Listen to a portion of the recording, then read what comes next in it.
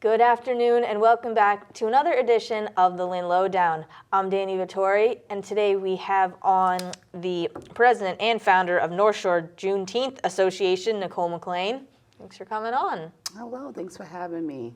Of course. Yeah. So I'll just start. I'm going to jump right in. What made you decide to found this organization? Like, when did you do so? Well, it was an idea that I had in 2015. And I was just, mulling it around, like we should have a Juneteenth celebration in Lynn or somewhere on the North Shore. And then 2016 came and my son was accosted by the police department. So I was like, Black Americans have been going through this type of stereotyping for a long time. And we need to show our positive contributions, things that we have done that are positive in our community and in the country as a whole, so that hopefully educating people will stop them from believing that Black Americans or people of color in general deserve to be mistreated. So the Juneteenth Festival became a way to start that conversation. So that's what I started it because I wanted to dispel stereotypes, and I also wanted to share Black American culture with our community. Because American culture is so rich, so extensive. Oh my goodness, there's so much stuff I don't even know. You know what I mean? So, yeah. I mean, there was a presentation the other day at City Hall, some of the history, and I'm like, I don't know half of this, and it's so fascinating. It is. It is. I learn something new all the time. You do. And for Juneteenth, could you talk a little bit about that specific celebration? Because I actually learned a lot more about it last year because I didn't know much about it. Yeah, so the holiday is about the emancipation of Black Americans. And in Texas, there was a group, the last group of Black Americans, not completely the last, but one of the last groups of Black Americans, 2 years after the Emancipation Proclamation was signed, learned about their freedom. And then when they were told, they wanted to celebrate. So that was June 19th, 1865.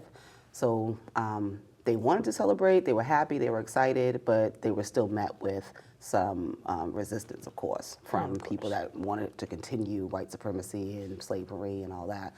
So they weren't really able to celebrate until 1867. So the first Juneteenth celebration happened 1 year after they learned about their freedom, which was 2 years after the Emancipation Proclamation. So, yeah.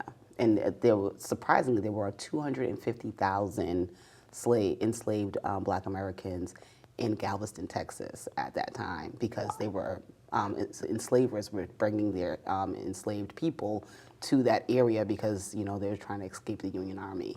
So people were bringing, their enslaved people to places far south so that they could hide and not be, notified or made to free their enslaved people. Right. Of course. So I went to the celebration last year. It was amazing. Yeah. The history, the flag raising. Because you don't just do it in Lynn. You have events all across the North Shore as well. Yeah, well, flag raisings across the North Shore, and we're happy that to partner with Gloucester. Last year we partnered with them, and they had their second Juneteenth celebration, and this year we're partnering with them again. So it's like exciting to know that we're spreading this holiday across the North Shore. We have flag raisings. We had 12 flag raisings in 12 different cities or towns in the North Shore as well. So it's very exciting. We hope to add 2 more. Danvers reached out to us, and maybe Nahat, I'm thinking, will be doing to add, Yeah.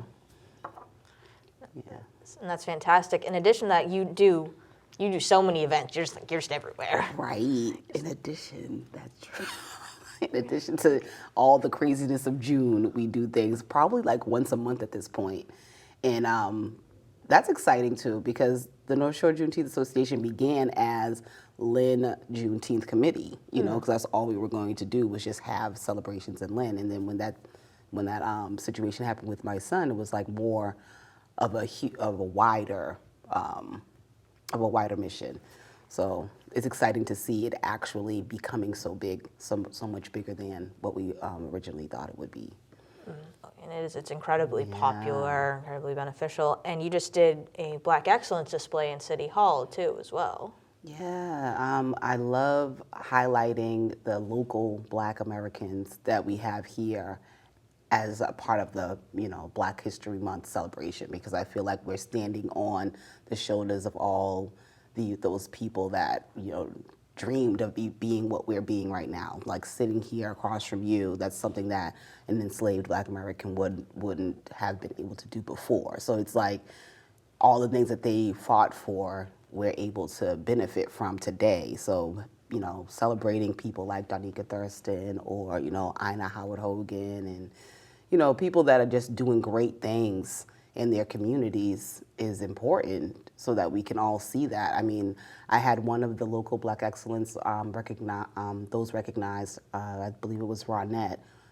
She came over to me and was like, I did not realize how many of us, seeing the pictures of everybody, you know what I mean? And there's more.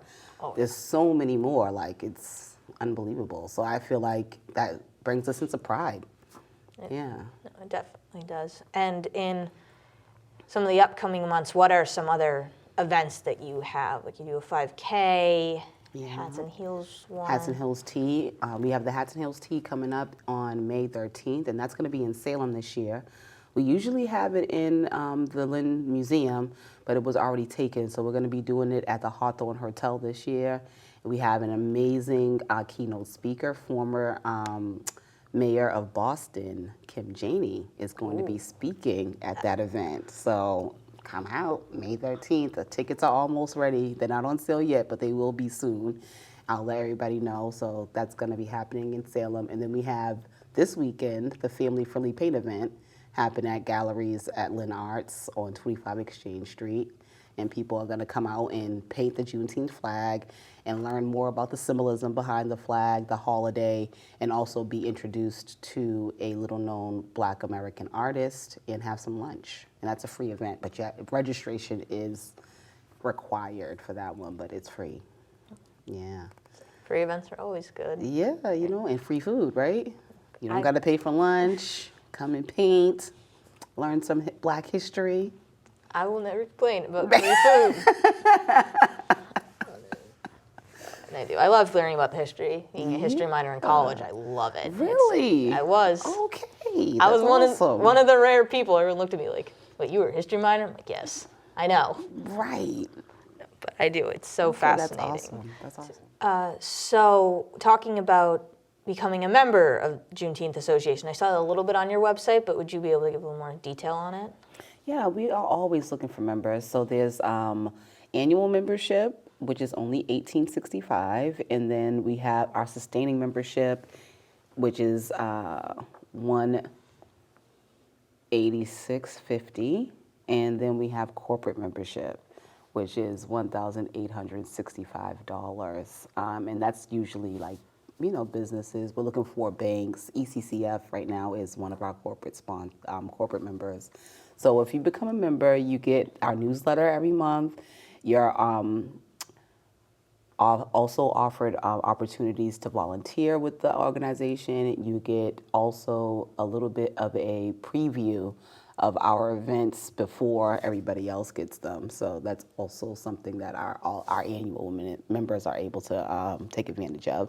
And then the sustaining members are able to have somebody from Juneteenth come to their organization or come to their, whatever function and speak about Juneteenth itself.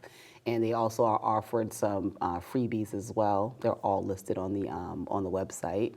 So there's benefits that come with each membership level. So definitely go on our website, take a look.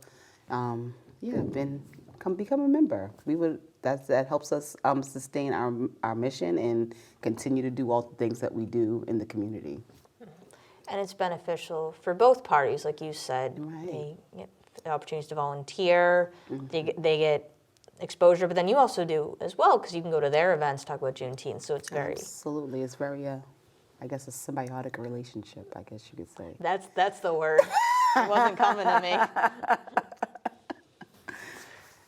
But it does. It's a fantastic organization, and I give you so much credit for starting it, because I wouldn't even know where to begin with that. We're always happy to see you, because you come to a lot of our events to take footage and, make sure we're proud members of LCTV, so we're happy that you guys come and cover our events for us, and we're happy to see you often, Danny, at each thing that we do. So thank you for your support. You're very welcome. We love supporting local organizations, nonprofits, because there's so many, and you all do such fantastic things. That's one thing about Lynn. We do have a lot of great organizations here. Yes. Yeah. You have such great ones, and I'll thank you again for coming on to talk about yours a little bit. Well, thank you for having me. You're very welcome. And once again, this has been the Lynn Lowdown. I'm Danny Vittori, and we'll see you next week with more guests.